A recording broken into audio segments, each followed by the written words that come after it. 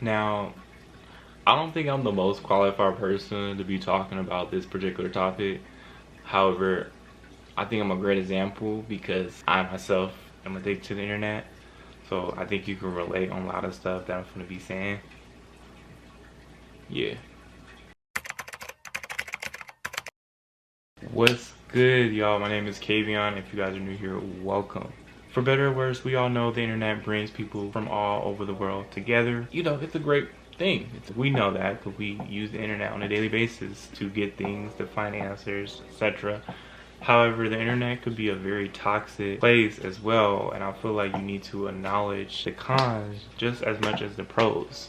Now, being a Gen Zer, I've pretty much been brought up with the internet. It's always been there as long as I can remember. You know, maybe not as much as it is today, but it's always kind of been there, you know, growing up. Now, before I get into that, I don't personally like the term Gen Zer. And when I say the term, like, I don't like being grouped together into a particular age just based off of my age or the year I was born. I feel like I see how it can be very useful, I guess, trying to figure out what changed in like generations, you know what I'm saying? And what, you know, developed and improved or whatever. But it seems like every time I see something about a particular generation, either millennials, baby boomers, Gen Zers, it's always like, maybe for example, you see like an article, it says like Gen Zers say, do, act a certain way. And you know, it seems like now when I see it, it's always like a generation stereotyping thing. Little rant, my fault.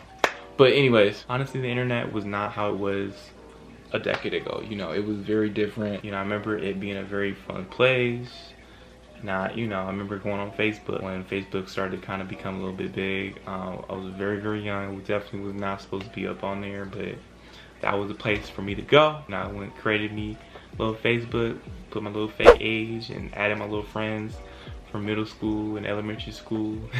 But just remember it just being a really fun place. Not saying that it wasn't safe or anything. I mean, it was still very much dangerous, you know, especially it's no place for no kid, and you know, bullying was still occurring, of course, but it definitely, I wouldn't say, yeah, it's definitely not how it was today. Today it seems more like an addiction more than anything, you know. When I go online, and when I say online, you guys, it's a very broad thing, I know. It's like, what do you mean online? What are you talking about? And I'm talking about all that, bro. I'm talking about social media, you know, online video games, porn. If you're, you know, addicted to that, that's all one category. It's all the internet, if you know, at the end of the day. So when the internet started, and I'm not even saying it started because the internet was there before I was born, but I guess I seen it become popular when I was little, you know, with the rise of like social media, like MySpace and all that, Facebook, all that, etc. But I just remember just being you know, having it be a very fun thing, and you know, not really taking it serious, you know, going online, but then also closing down the computer and playing outside, and you know, still doing stuff after. You know, now it seems like it's a full-blown addiction where we are on our phones 24/7. That's pretty much consuming half of our life, it seems like.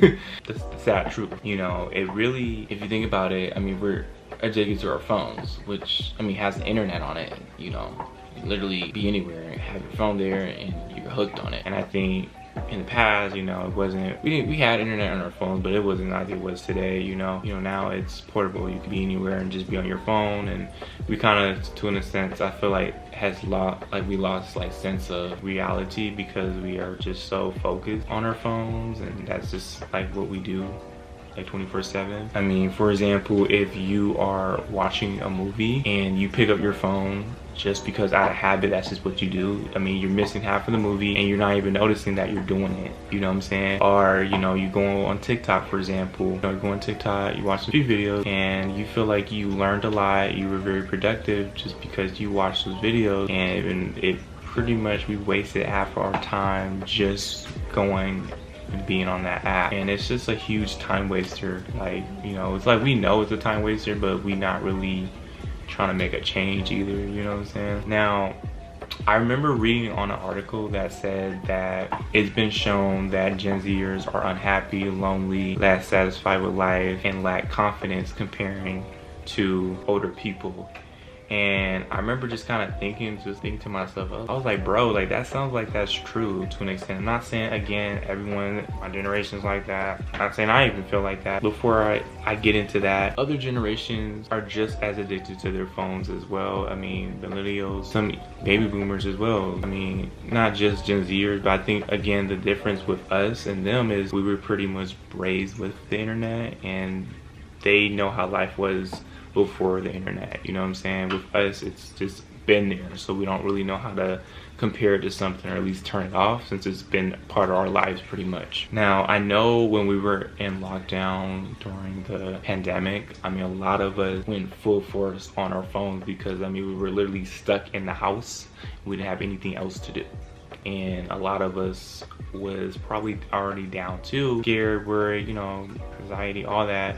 We didn't know what was gonna happen. So that was like our escape away, I would say, from our reality. So we would, you know, we'd go on our phones, but we would be on our phones 24/7 and have less human to human contact. And I feel personally that's really has triggered a spike in depression, anxiety, and loneliness from many people, not just Gen Zers, but just many people in general, because we did have that less human to human contact with people, and we were just consuming all this stuff online and content, and we were just viewing what other people were doing in our lives. And a lot of people still are doing that, even now things that are open, you know, it's been open for a year or more, but we are still pretty much hooked on that same sort of addiction, because that's what we did that time frame when we were on lockdown.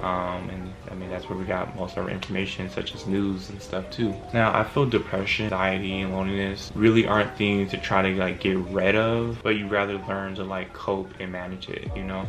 You know, depending on your upbringing and your environment, you may not have learned how to manage it. I know growing up, you know, in a Black household, we didn't really talk about that stuff. That wasn't something that we really talked about, was mental health. You know, if you were going through that, you kind of was just like, look, I don't know, you kind of figure it out. And many people have the same sort of household as well. But I think that's where therapy can come in too. But, you know, therapy is only as effective as the amount of internal work you are willing to do as well. You know, a therapy can't magically cure your depression, your anxiety. I mean, they can pinpoint it why you're feeling that way, of course, but they can't cure it. You know, really a lot of the work is you working on it yourself. You know, easier said than done, obviously, but you still got to do the work. I mean, it could be little small stuff, you know, such as sleeping. You're trying to get enough sleep, eating healthy, working out, going outdoor. I mean, those are just little stuff that can make a huge difference in your day-to-day life and how you feel on a daily basis, you know. And, you know, if you're struggling with that and you're going online and you're just consuming all that, I mean, it's not really gonna make you feel better at that moment. It may make you feel somewhat better, and you may feel like you kind of are escaping your reality, but it's like once you close your phone, once you close down the system, you know, you're back to square one.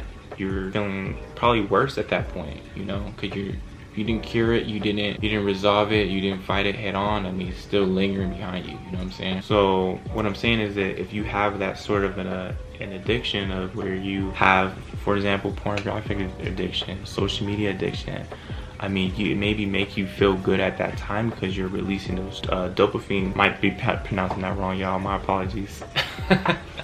I'm expressing how I'm feeling right now, okay? But if you're going on those websites and apps constantly, and you feel like it's making you feel better because you're escaping from your reality, maybe how you're feeling, but then you close it down and you feel worse. You're not curing anything, you're not resolving anything, it's still there, and this really leads me to porn addiction. If you are struggling with that, I know many people watch it, of course, but if you're comparing that what you're seeing in your real life relationship, or you feel like that's what your partner would like in bed, or like whatever the case is, like you're putting on like a false view already, because I mean, they're actors, and it's like, I'm not gonna go in details on it, we know that, but like if you're consuming that on a daily basis, sometimes your mind will kind of like think that's how it should be, and that's how you should be intimate with your partner. And especially if you're a kid watching that, like you might, you don't have nothing to compare it to, so you feel like that's how it should be, or even worse, you may feel like I don't need to pursue a relationship because this is consuming my needs. Again, at that point you have an addiction, And I think acknowledging you have an addiction and really taking a step back is like the first step to curing that. You know, a lot of people use these websites, these apps to cope with how they're feeling, what they're going through. And I feel personally, if you're struggling already with depression, anxiety, it makes it worse. That's, you know, personally. And honestly, it may sound like I'm saying the internet's such a terrible, bad place, and I'm not saying that at all, but I'm just saying there's a difference between like an addiction and just going on it. Like an addiction is full-blown going on the internet and pretty much using it to escape like your own reality. That's to me an addiction, because you're using it as a scapegoat. You know, I'm acknowledging, you know, I am internet addiction. I like social media. I took a break from it from a time frame, but then I went back on it and I started to see my habits, my old habits were coming back again. So that's me acknowledging that, okay, I need to take a step back because I'm getting hooked to it again. You know, acknowledging if you are always on there and you're letting it pretty much consume your life, then you know that's an addiction. So, but hopefully this video is helpful. I hope you guys learned something from it. I hope you guys have a blessed day out there, and I will see you guys on my next video. Peace.